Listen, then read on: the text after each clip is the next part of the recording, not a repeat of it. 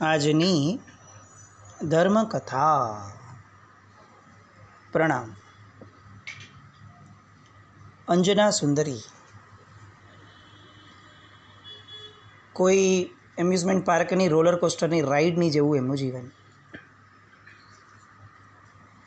આ ક્ષણે અત્યારે એ જીવનના એક એવા મુકામે છે કે જ્યાં સુખ અપાર છે, પણ ભવિષ્યના દુઃખની પણ કલ્પના છે. પવનંજય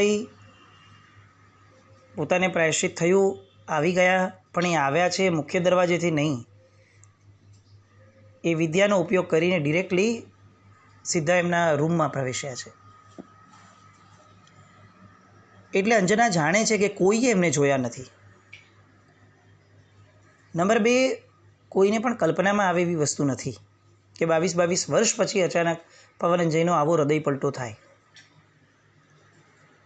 અને સમાજની પરિસ્થિતિઓ શું હોઈ શકે એની અંજનાને કે કોઈ પણ સ્ત્રીને બહુ સરસ મજાનો ખ્યાલ નાનપણથી એની સેન્સીસમાં હોય ને હોય જ.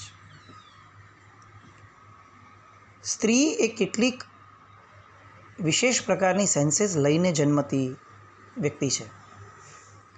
કુદરતે એને શીલ ધર્મ પડાવવો છે, અને એટલે કેટલીક એ શીલ ધર્મને પાળવા માટેની વિશેષ સવલતો એ પણ કુદરતે એને આપી છે. એ નોર્મલી કોઈ કામ કરતી હોય, પણ કોઈ એને સ્ટેર કરતું હોય ને તો પણ એને એક સેન્સ આવે કે કોઈક મને જોઈ રહ્યું છે. આવું પુરુષને ન થાય. એ રસ્તા પર જઈ રહ્યા હોય ને કોઈ એની સાથે વાત કરવા માટે ઊભું રહે તો પેલાની નજરમાં શું છે અને એટલે એના મગજમાં શું હશે એનો ક્યાસ જેટલું જલ્દી સ્ત્રી કાઢી શકે છે, એના બહુ જ મોટા ગાળામાં પણ પુરુષ ક્યારે ન કરી શકે. જનરલી એવું કહેવાય કે સ્ત્રીમાં શ્રદ્ધાનું સ્તર એ પુરુષ કરતાં ઘણું ફાસ્ટ હોય અને ઘણું ઇન્ટેન્સ હોય, વધારે હોય. પરંતુ શીલની બાબતમાં એક્ઝેક્ટ ઊંધું હોય. પુરુષ જલ્દીથી કોઈ પણ વિશ્વાસ મૂકી દેશે, પણ સતી સ્ત્રી હશે તો એ જ્યાં સુધી પોતે ચકાસણી નહીં કરે વ્યક્તિની, પછી ગમે તેટલો નજીકનો વ્યક્તિ પણ કેમ નથી, એ જ્યાં સુધી પોતે ચકાસણી કરી અને માનસિક રીતે સેટલ નથી થતી ત્યાં સુધી એ તે પુરુષના હાથની અંદરમાં કોઈ જ પ્રકારની સત્તા સોંપતી નથી. આજે માપદંડો બદલાયા. આ જે સતી સ્ત્રીઓની આખી વ્યાખ્યાઓ અને પરંપરાઓ અસંખ્ય કાળથી આપણે ત્યાં ચાલી આવી હતી, એ માપદંડોને આજના આ શિક્ષણે આખાને આખા બદલાવી દીધા. સ્ત્રી સ્વતંત્રતાના નામે સ્ત્રીના દેહની સાથે ગમે તેવા ચેડા કરી શકાય એવી લિબર્ટી પુરુષને લેવાનું મન થયું. અને એ લિબર્ટી સ્વેચ્છાએ સ્ત્રી જ આપે તો એનાથી સારું શું? આ વિકૃત મનોધારા એ પાશ્ચાત્ય દેશોની સામાન્ય સંસ્કૃતિ, એમની વિકૃતિ હતી. આર્ય દેશની અંદરમાં આ વિકૃતિએ જ્યારથી પ્રવેશ કર્યો ત્યાર પછીથી આખી ને આખી પેઢી, આપણી જનરેશન જે છે સંતતિની, એ વિકૃત થઈને જન્મવા લાગી. જે વાતો, જે વસ્તુઓ અશક્ય હતી વિચારવાની, એ બધી બહુ સહજપણે આજની દીકરીઓમાં આપણને જોવા મળે છે. મને બધી છૂટ છે, મારું જીવન છે, આવા કેટલાક શબ્દો, ઉદ્દંડતા, ઉચ્છૃંખલતા, સ્વચ્છંદતા, આ બધાના નામ પર જેને ખરેખર બીભત્સ કહી શકાય એવાને બોલ્ડ નામનો શબ્દ આપી અને એ કરવા માટે જાણે બધાને પ્રેરતા હોઈએ એ રીતનું વાતાવરણ ઊભું કરાયું. અને આર્ય દેશ, આર્ય સંસ્કૃતિ આબાદ રીતે એમાં સપડાઈ ગઈ. આપણા કોઈ ધર્મગુરુઓ, પછી એ આપણા ધર્મના હોય કે ઇતર હિન્દુ ધર્મના વગેરેના હોય, કોઈ ધર્મગુરુઓ આને ખાડી ન શક્યા આ આક્રમણને. કારણ કે આપણી પાસે કોઈ પ્લાનિંગ જ ન હતું. આપણી મનોદશા બહુ જ નબળી, અને એના કારણે દાન, શીલ, તપ, ભાવ, આ જે 4 પ્રકારના ધર્મો મૂક્યા કે જેમાં દાન પછી હાઈએસ્ટ પ્રાયોરિટી શીલની આવતી હતી, તપને પણ પછી રાખ્યું હતું. એ પ્રાયોરિટીના લેવલ્સ આપણે ત્યાં પડી ગયા. દાનમાં અસંખ્ય વધારો થયો, તપની અંદરમાં વધારો કરવા માટે ઢગલા બંધ પ્રેરણાઓ થઈ, શીલમાં કંગાળ થઈને રહ્યા. અને જ્યાં શીલ ગયું ત્યાં સદાચાર જાય ને જાય જ. બહુ નબળી પરિસ્થિતિ. એક આખી જનરેશન ગુમાવી દીધી, એ પછીની બીજી જનરેશન આવવા લાગી. હવે તો કદાચ એવું લાગવા લાગે છે કે આપણા ઘરોમાં કે જ્યાં ઈશ્વરે પૈસા અને પુણ્ય બહુ ભરપૂર આપ્યું છે ત્યાં જેટલી ખાના ખરાબી છે કદાચ એટલી ખાના ખરાબી ગરીબ ઘરોમાં નથી. મળેલી વસ્તુ ડાયજેસ્ટ થતી નથી આપણાથી. અને એક જમાનામાં એમ કહેવાતું કે માણસ પૈસે ટકે સુખી હોવો જોઈએ, લુગડે સુખી હોવો જોઈએ. એની જગ્યાએ ઊંધું વાતાવરણ છે. જેટલા પૈસા વધારે એટલા કપડાં ઓછા, અને ટૂંકા કપડાં, ઓછા કપડાં, સાવ બીભત્સ કહી શકાય એવા કપડાં, એ બધા કપડાઓના વાતાવરણની અંદરમાં શીલ ધર્મની વાતો કરવી એ અશક્ય થઈ જાય. એ હદ સુધી એને ઓર્થોડોક્સ સાબિત કરી દેવામાં આવી. વેદના એટલી છે બધી વસ્તુઓની કે કદાચ કલાકો બોલી લઈએ તો પણ ઓછું પડે કે આ કઈ ભયંકર પરિસ્થિતિમાં છે. અને છતાં પણ આપણને એવો ગર્વ થાય છે કે ધર્મ બહુ વધ્યો છે, બહુ વિચારણીય છે. આ બાજુ અંજના સમાજની પરિસ્થિતિ જાણે છે એટલે મનમાં ભય છે. પવનંજય પાસેથી એમણે વીંટી લીધી, પવનંજયે વીંટી આપી પોતાના નામની મુદ્રિકા, પણ છતાં પણ હજી કેટલોક કચવાટ છે અંજનાના મનમાં. પણ પોતાના પતિની પ્રસન્નતા નંદવાય નહીં એટલા માટે બહુ જ સહજ ભાવે એ પતિ પાસેથી વચન લે છે કે તમે વહેલા આવજો, બસ આવું કરજો. પવનંજય વિદાય થયા, વહેલા આવવાનું વચન આપીને ગયા, પણ એના હાથમાં શું હતું? લંકાપતિની સાથે યુદ્ધ જેટલું અને જેવું આગળ વધે એ રીતે એમણે ત્યાં રહેવાનું હતું. અને આ તો પુરુષની જાત છે. એક કામમાંથી બીજા કામમાં પરોવાય ત્યારે પેલું આગળનું જે કામ છે એ કામની મહત્તા, એ કામની વાતો, આ બધું ભૂલાઈ જાય. કારણ કે શોર્ટ ટર્મ મેમરીવાળું છે. આ કુદરતી તત્વ જ છે. આ સ્ત્રીની પાસે બહુ લાંબા સમયનો ડેટા સ્ટોર થયેલો હોય. તમે 20 વર્ષ પહેલાં આવું બોલ્યા હતા, આવું સ્ત્રીના મોઢેથી સાંભળવા મળશે. પુરુષના મોઢેથી જનરલી આવું સાંભળવા મળશે કે તમે 20 વર્ષ પહેલાં આટલા રૂપિયાનો બિઝનેસ આપ્યો હતો અને આવી રીતે વાત થઈ હતી. કારણ કે પ્રાયોરિટીઝ અલગ છે. એક લાગણી પ્રધાન જીવ છે અને બીજો એ યા તો ધન પ્રધાન છે અને યા તો જરૂરિયાત પ્રધાન જીવ છે. ભલે એ લાગણીઓ કદાચ ક્યારેક ફંટાય અને દિશા નબળી પણ આવે અને એ શુભતાની જગ્યાએ અશુભ દિશામાં પણ વહી જાય, પણ પ્રધાનતા લાગણીની જ રહેવાની. અંજના ગમે તે રીતે આ વસ્તુમાંથી જલ્દી બહાર આવવા માટે વિચારણા કરતા હતા, પણ બહુ લાંબા દુઃખના ગાળા પછી મળેલું સુખ એ મન પર હાવી થઈ જાય અને એટલે પ્રસન્નતામાં હવે દિવસો વીતવાના શરૂ થયા. પવનંજય તો નીકળી ગયા પ્રહસિત સાથે. દિવસો વીતવા લાગ્યા.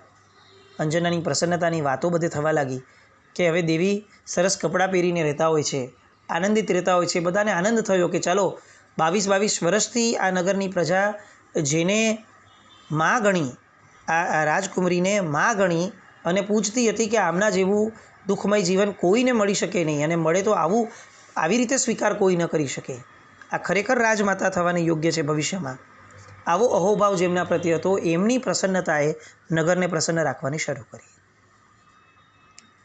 પણ સમાજ અને જગત એ જ્યાં સુધી પોતાનો અશુભતાનો રંગ દેખાડે નહીં ને ત્યાં સુધી એને ચેન ન પડે, એને પાચન ન થાય. જેટલી વાતો શુભતાની નીકળવાની શરૂ થઈ એટલી જ રીતે અશુભતાની વાતો નીકળવાની શરૂ થઈ. નગરની અંદર વાતચીત થવા લાગી કે અંજના સુંદરી એ ગર્ભવતી છે અને એમના દેહ ઉપર કેટલાક ગર્ભવતી હોવાના ચિહ્નો પણ હવે દેખાવાના શરૂ થયા છે. શુભ બોલવાવાળા વ્યક્તિઓની વચ્ચે અશુભતા પાંગરતી જ હોય છે, એ ઊભી નથી કરવી પડતી.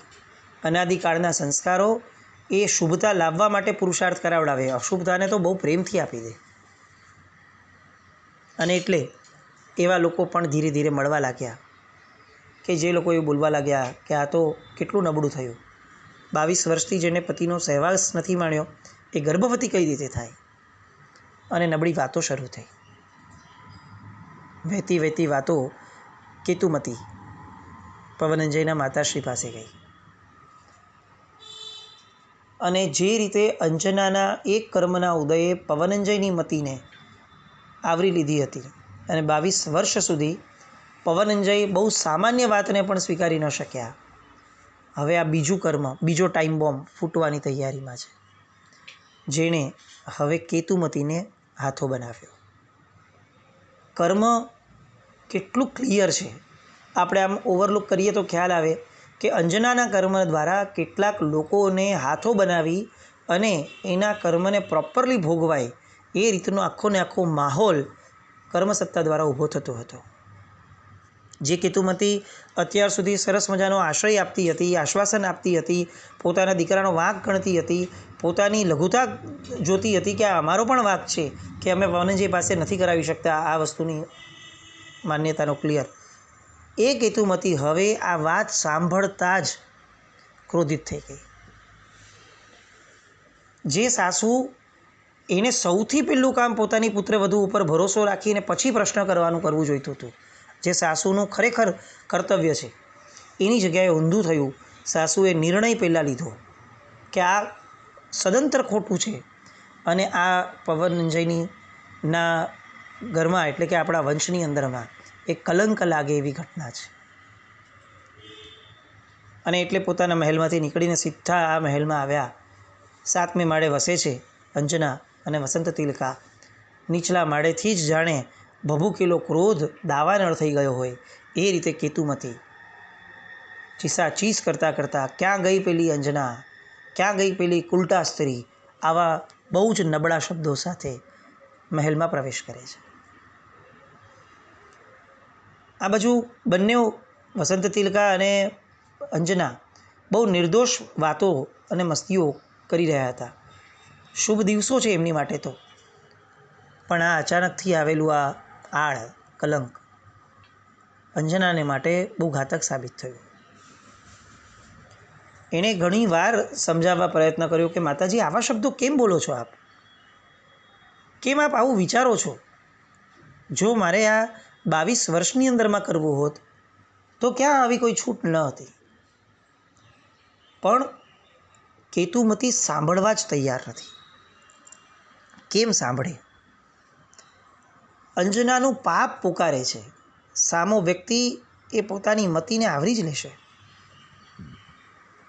જેને દીકરી ગણી વારંવાર એની પાસે બોલાવવા પ્રયત્ન કરતા હતા, આજે એને ચૂપ રાખવાના પ્રયત્નો છે કે તારું એક શબ્દ મારે સાંભળવો નથી. શું સાંભળવું? તારું કપાળ સાંભળું? આવા કાળા કૃત્ય કર્યા પછીથી પણ તારે કંઈક બોલવું છે? જે 22 વર્ષથી મારા પુત્રએ તારી સામે જોયું નથી એ પુત્ર વગર તને ગર્ભ કેવી રીતે રહી શકે? અને ત્યારે અંજના કહે છે કે માં તમે સાંભળો તો ખરા. અને જ્યારે ઘણી બધી વાર બોલાય છે, વસંત તિલકા થોડા ઊંચા સ્વરે પણ કહે છે, ત્યારે વસંત તિલકાને પણ સંભળાવી દેવામાં આવે છે કે સાથે રહીને તે પણ આ કાળા કામની અંદરમાં તારો સહયોગ આપ્યો હશે. બહુ આકરું છે. કલંક આપવું જેટલું સહેલું છે એ સમજવું અને સ્વીકારવું એ એના કરતાં કંઈક ઘણું દુષ્કર છે. આપતા કેટલું સહજપણે આપી દેવાય, પણ સામા મને જે એ મર્મઘાત કરે છે એની કલ્પના કરવી મુશ્કેલ હોય. અને એટલે આપણે ત્યાં અતિચારની અંદરમાં આળ મૂકવાને અતિચારના લેવલમાં મૂકી દીધો. સાવ નાનો પણ આળ ન મુકાય. આળ મૂકવું એ ભયંકર પાપ છે. જ્યાં સુધી કોઈ ચોકસાઈ નથી, જ્યાં સુધી કોઈ કન્ફર્મેશન નથી, ત્યાં સુધી કોઈ પણ વસ્તુને ઠોકી બેસાડી અને એકાંતે આ જ થયું છે આવો આગ્રહ દુરાગ્રહ રાખવો એ ધર્મ નથી. એ ધર્મીજનનું કર્તવ્ય નથી. એ ધર્મીજનનું લક્ષણ પણ નથી. કેતુમતી સખત આવેશમાં છે અને આ કહે છે અંજના કે હું નિર્દોષ છું, મારો જરા પણ દોષ નથી. તમારા પુત્ર જે દિવસે લંકા તરફ પ્રયાણ કરી ગયા એ જ દિવસે રાત્રે પાછા આવ્યા હતા અને તમને જોઈએ તો હું તમને એનું પ્રમાણ પણ આપવા તૈયાર છું. વસંત તિલકા પોતે કહે છે કે હું પોતે એ સમયે હાજર હતી, પ્રહસિત હાજર હતા, પણ કેતુમતી સાંભળવા જ તૈયાર નથી. હું અત્યાર સુધી તને પવિત્ર જાણતી હતી, અત્યાર સુધી મને મારા પુત્રનો દોષ લાગતો હતો, પણ આજે સમજાયું કે મારો પુત્ર એમને એમ આવું નહોતો કરતો, એને પણ કદાચ કંઈક ખ્યાલમાં હશે એટલે એણે તેને ત્યજી દીધી હશે. અત્યાર સુધી જે વસ્તુ પવિત્રતાના માપદંડમાં હતી, આજે એક ઘટનાના કારણે એ આખીને આખી માપદંડની ધારા બદલાઈ ગઈ. જે વસ્તુ માટે માન હતું એ જ વસ્તુ અત્યારે એ એના દોષ તરીકે ઉપસવા લાગી. જીવની આ એક લાક્ષણિકતા છે.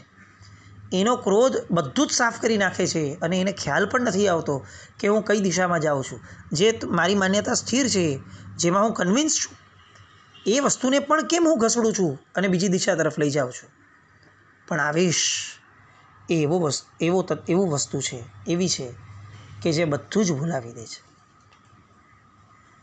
પેલી મુદ્રિકા કાઢે છે અંજના, મુદ્રિકા બતાવે છે કે જુઓ આ પવનંજયની મુદ્રિકા, પણ કેતુમતીના મનની અંદરમાં કંઈ જ બેસતું નથી.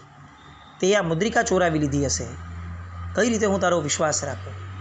એકવાર જે સંબંધમાંથી વિશ્વાસ ગયો ને, એ સંબંધ એની પૂર્ણતા ત્યાં આવી ગઈ, એનું પૂર્ણ વિરામ આવી ગયું. હવે એ સંબંધ ઊભો રહે એ બંને માટે નુકસાનકારક, કારણ કે બીજા બધા જ ભાવો આગળ પાછળ થઈ જાય, પ્રેમ ઓછો થાય, વાતચીત ઓછી થાય, એકબીજા પ્રત્યેની સમજણ ઓછી થાય, એકબીજા પ્રત્યેનું માન ઓછું થાય. આ બધા જ સંબંધોના ફેક્ટર્સને કદાચ એકવાર કાઉન્ટ કરી શકાય કે આ ચાલે, પણ જો વિશ્વાસ ઓછો થાય તો એ સંબંધ ઉપર પૂર્ણ વિરામ મૂકવું એ જ બુદ્ધિમત્તા છે. કારણ કે એમાં આગળ વધ્યા પછીથી કંઈ જ અર્થ નથી બચતો. કેતુમતીનો વિશ્વાસ ઉઠી ગયો છે, એટલે હવે મુદ્રિકાઓની પણ કોઈ કિંમત નહીં. તમે ગમે તેટલી મુદ્રિકા આપશો, જાઓ, મને તમારી પર ભરોસો નથી જ બેસવાનો. આવું થઈ જ ન શકે. અને વસંત તિલકા થોડા ઊંચા અવાજે ફરીથી કહે છે કે કેમ એવું ન થઈ શકે. જો એક રાતના વિચારે પવનંજય 22 વર્ષ સુધી મારી સખીને આવી રીતે રોતી રકડતી રાખી શકે, તો એક વાતના વિચારથી 22 વર્ષ પછી એ કેમ અહીંયા આવી ન શકે. પણ આ લોજિકલ વાતો હતી. જેને આવેશ છે એને લોજિકલ વાતોની યારે શું સંબંધ હોય. એને તો પોતાના મનની વાત, પોતાનો અહંકાર, પોતાની ધારા, આ જ સર્વસ્વ છે. કેતુમતી સીધો છણકો કર્યો અને કહી ગઈ, નીકળ મારા નગરની બહાર, નીકળ મારા કુટુંબની બહાર. તે મારા કુટુંબને અભડાવ્યું છે, એક ક્ષણ પણ હું તને આ નગરમાં નહીં રહેવા દઉં. સીધી ગઈ, ત્યાંથી નીકળી અને રાજા પાસે. જે આવેશમાં એમને જોયા, તરત જ રાજાને પણ એમ થયું કે આ કંઈક બહુ મોટી ઘટના લાગે છે. શું થયું? આપણા કુળને બધી જ આબરૂ વગેરે એ સાફ થઈ ગઈ.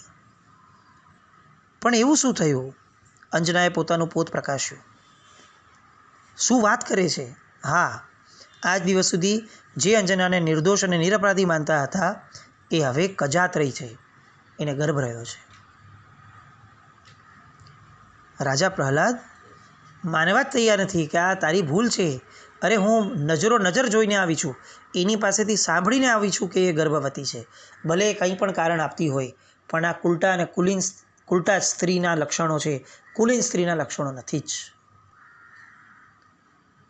રાજા પ્રહલાદ વિચાર કરે છે, કેતુમતી કોઈ કાળે શાંત રહે એમ નથી, પણ આવું થઈ જ ન શકે. અંજના માટેનો વિશ્વાસ એ ઊંડે સુધી ઘર કરી ગયો હતો. 22 વર્ષ એમણે પણ જોયા છે. કેતુમતીને કઈ રીતે સમજાવી? સ્ત્રી પાસે પુરુષનું કંઈ ન ચાલે એ વાત રાજાને પણ અપ્લાય થાય, અને એ વાત આજથી 20 લાખ વર્ષ પહેલાં અપ્લાય થતી હતી. એટલે કેતુમતીને એને કીધું કે એવું ન હોય, થોડો સમય આપ, આપણે ચકાસ્યા વગર કોઈની પર પણ હાર ન લગાડાય. અને કેતુમતી ઊંચી અવાજે સ્પષ્ટપણે કહી દે છે કે કાંઈ ચકાસણી બકાસણી, હું તમને દ્રઢપણે કહું છું કે આમ જ છે. અને તમે આજને આજ અત્યારે ને અત્યારે અપઘડી સેવકોને મોકલો અને એને રવાના કરો, જંગલમાં છોડી આવો. ન જોઈએ આ સ્ત્રી મને મારા નગરની અંદર પણ. અત્યારે કેતુમતીને કંઈ પણ કહેવું એ રાજા પ્રહલાદ માટે અશક્ય હતું.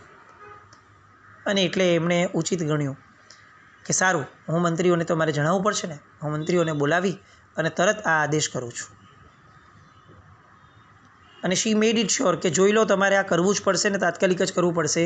તમારે મંત્રીને બોલાવવા હોય, સેનાપતિને બોલાવવા હોય, જેને પણ બોલાવવા હોય, આ જ થશે અને આજે જ થશે. મંત્રીને બોલાવવામાં આવ્યા. મંત્રીએ વાત સાંભળી. મંત્રી છે, વિચક્ષણ હોય ને હોય જ. એના મનમાં બેસતું નથી. અંજનાને 22 વર્ષથી એમણે પણ જોઈ છે. અને તરત એમણે કીધું કે મહારાજ, આ રીતે ઉગ્રતાથી નિર્ણય નહીં લેવાય. પ્રહલાદ રાજા કહે છે કે વાત બધી જ સાચી છે, પણ કેતુમતીને કોણ સમજાવે? એની જીદ પાસે કોનું ચાલે છે? અને મંત્રીશ્વરે કીધું કે મિચ્છામી દુક્કડમ રાજન, પણ તમારે ચલાવવું પડશે. કમસે કમ 1 દિવસનો સમય તમારે મને આપવો પડશે. કોઈ પણ જાતની ચકાસણી વિના હું નિર્ણય ન જ કરી શકું. અને આ રીતે એક સ્ત્રીને રસ્તે રજડતી જંગલમાં મૂકી દેવી એ જરા પણ સુયોગ્ય નથી. એની અવસ્થા પણ એ નથી. રાજા પાસે વિકલ્પ નથી બચતો. એ ના પાડે છે, પણ મંત્રી ત્યારે એમને કહી દે છે કે જો આવી રીતે કંઈ પણ તમે નિર્ણય લેશો કેતુમતીના કારણે તો પ્રજા તમારી સામે પડશે. આ પ્રજાએ આ અંજનાનો સત જોયું છે. અંજના માટેની એક પણ નબળી વાત પ્રજા સહન નહીં કરે. રાજાને બળવો થશે. અને ત્યારે પ્રહલાદને એમ લાગે છે કે મારા ઘરમાં બળવો થાય એ બેટર છે, નગરમાં બળવો થાય એવી પરિસ્થિતિ સુધી ન લઈ જવી જોઈએ વાતને.